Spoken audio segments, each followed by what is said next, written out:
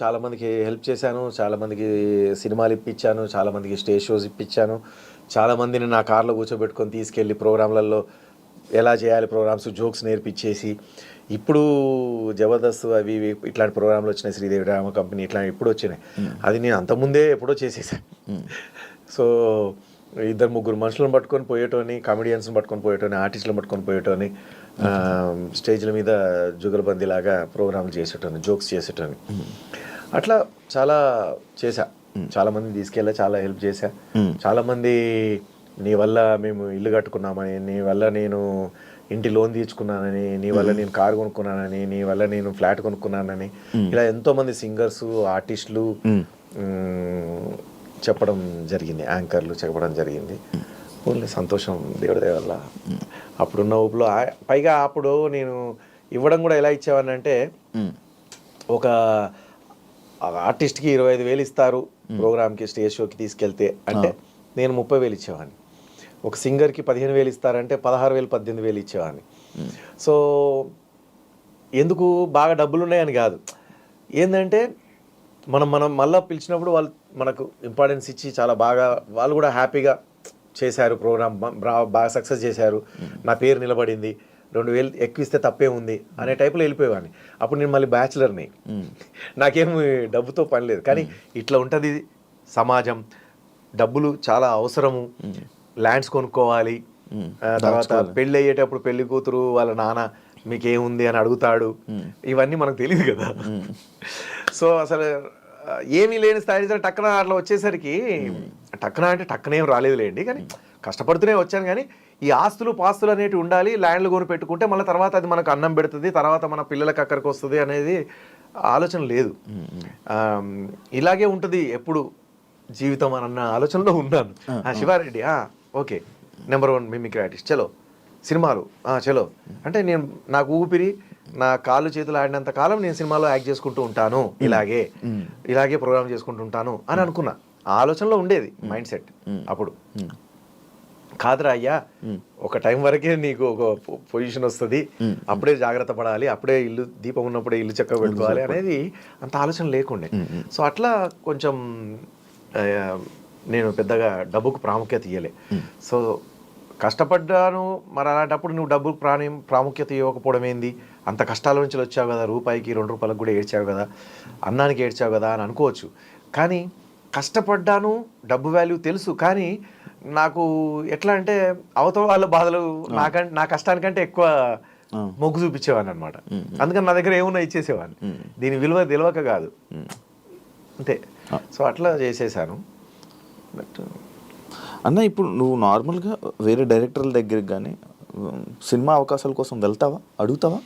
ఎందుకు వెళ్ళాలి, చాలాసార్లు వెళ్ళాను, వెళ్తూ ఉంటాను, ఫోన్లలో టచ్లో ఉంటాను.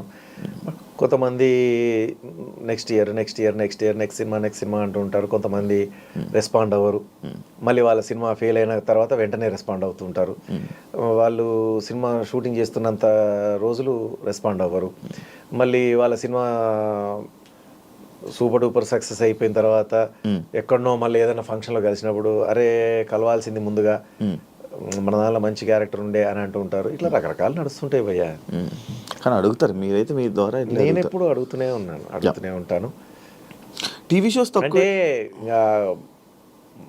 అంతకుముందు పోయి అడిగినంతగా ఇప్పుడు అడగట్లేదు. ఎందుకంటే ఎక్కడికి పోయినా కూడా, ఏ ఆఫీస్ పోయినా మీరు ఎందుకు వచ్చారు భయ్యా, మీరు రావడం ఏంటి, మీరు ఫోన్ చేస్తే అయిపోయేది కదా సార్కి అని చెప్పేసి కింద ఉన్న వాళ్ళు డైరెక్ట్ పోయి డైరెక్టర్ ప్రొడ్యూసర్ గారినో అడిగితే, నువ్వేంటన్నా, నువ్వెందుకు వచ్చావన్నా, అరే ఒక ఫోన్ కాల్ చేస్తే అయిపోయేది కదా, నువ్వు టచ్లో ఉండి చెప్పేస్తాను, నీకెందుకు, నేను చెప్తాను అని చెప్పేసి అంటారు.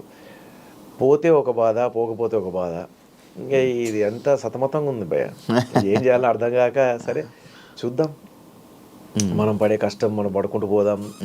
ఎన్నటికైనా మళ్ళీ మంచితనం అనేది గెలుస్తుంది, ఎన్నటికైనా కష్టపడేటోరికే మళ్ళీ పని దొరుకుతుంది, ఎన్నటికైనా డూప్ ఎవరు రియాలిటీ ఎవరు అని తెలుస్తుంది, ఎన్నటికైనా మంచోడు ఎవడు చెడ్డోడు ఎవడు అని తెలుస్తుంది. ఏ రోజుకైనా అది బయటపడుతుంది. ఎన్ని రోజులు దాగచ్చినా దాగదు అది.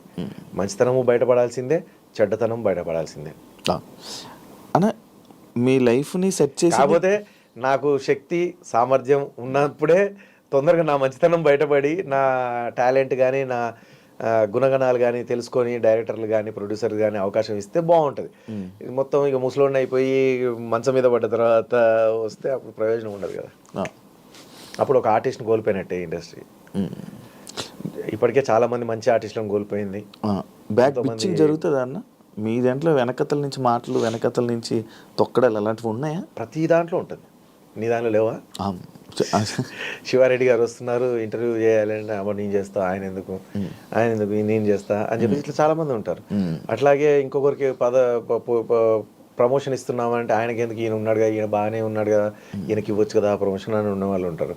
ఒక సినిమాలో ఒక క్యారెక్టర్ ఒకరికి ఇస్తున్నామనంటే ఎందుకులే నా పక్కన వీడు బాగుంటాడు వాడిని పెట్టు, వీడిని ఎందుకు వీడొద్దు వాడిని పెట్టు అని చెప్పేసి వాళ్ళకి లింక్ ఉన్న వాళ్ళకి పెట్టించుకుంటూ ఉంటారు. నేను జరుగుతూ ఉంటాయి. ఉంది చాలా ఉంది తెలుగు ఇండస్ట్రీలో. ఎందుకు తెలుగు ఇండస్ట్రీ అని ఏ ఇండస్ట్రీలోనే ఉంది, ఇంకా తెలుగు ఇండస్ట్రీలోనే ఎక్కువ ఉందని అనుకోవచ్చు. అవునా?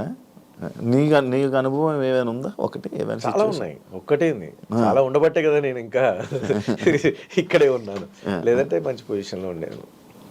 ఒక కమెడియన్ గాను, ఒక చిన్న కామెడీ హీరోగాను, కామెడీ సైడ్ హీరోగాను, లేకపోతే కామెడీ ఆర్టిస్ట్ గాను ఏదో నడిపించుకుంటూ ఓ సునీల్ లాగానో, ఓ ఆలీ అన్న లాగానో, ఇట్లా శ్రీనివాస్ రెడ్డి లాగానో అట్లా ఏదో నడుచుకుంటూ ఉండేది నాది. సత్యం రాజేష్ లాగా, లేకపోతే మన వెన్నెల కిషోర్ లాగా ఏదో ట్రాక్ నడుస్తూ ఉండేది కదా. కాదన్న ఇది దూకుడు సినిమా తర్వాత నేను యాక్చువల్ కమ్బ్యాక్ అనుకున్నా. అందరూ అనుకున్నారు అసలు దూకు సినిమా తర్వాత నేను ఎక్కువ ఫన్ కూడా అనేది అంత బాగుండే. అరే చాలా రోజుల తర్వాత కనిపించేది. అంతెందుకు శ్రీను వైట్ల గారే ఇవ్వలే అంత పెద్ద హిట్ దూకుడు మూవీ. శ్రీను వైట్ల గారే మళ్ళీ పిలిచి ఇవ్వలే. తర్వాత 2 సినిమాలు 3 సినిమాలు చేశాడు. బట్ ఇప్పటికీ నేను నా మెసేజ్లో ఉంటుంది చూడు, సార్ ఈ సినిమా అన్నా ఇవ్వండి సార్, ఈ సినిమాలో ఉన్న అవకాశం ఏంటి సార్, ఈ సినిమా అన్ని ఏ సినిమాకి ఆ సినిమాకు నేను మెసేజ్లు పెడుతూ ఉంటా, ఆఫీస్కి వెళ్తూ ఉంటా. రైటర్ గోపి మోహన్ గారు ఉన్నారు, ఆయనకు కూడా చెప్తుంటాను, సార్కి చెప్పండి ప్లీజ్ ఏదన్నా చిన్న క్యారెక్టర్ 1 డే క్యారెక్టర్ ఉన్నా సరే శ్రీను వైట్ల గారు చెప్పండి. గోపి మోహన్ అన్నకి ఇప్పటికి మెసేజ్లు పెడుతూ ఉంటా. ఇప్పటికి నిన్న మొన్న కూడా పెట్టా, new year happy new year అని చెప్పి పెడితే, ఈ ఇయర్ నీకు అద్భుతంగా జరగాలని కోరుకుంటున్నాం బ్రదర్, చాలా సినిమాలు చేయాలా, నువ్వు ఇంకా మంచిగా బ్రహ్మాండంగా ఉండాలి, మంచి పొజిషన్లో ఉండాలి, అసలు నీలాంటి మంచి వ్యక్తి, నీలాంటి హెల్పింగ్ నేచర్, నీలాంటి టాలెంటెడ్ అని చెప్పి చెప్తా ఉంటే ప్రతి సంవత్సరం ఆశతోనే బతుకుతున్నాను సార్ పెట్టి. అంతే, ప్రతి సంవత్సరం ఆశతోనే బతుకుతున్నాను సార్, ప్రతి సంవత్సరం మీరు చెప్పిన ఆ మాటలతోనే కడుపు నింపుకొని బతుకుతున్నాను సార్ అని చెప్పేసి పెట్టా. లేదు ఈ సంవత్సరం ఖచ్చితంగా చెప్తాను, ఎక్కడ అవకాశం ఉన్నా చెప్తాను అన్నాడు.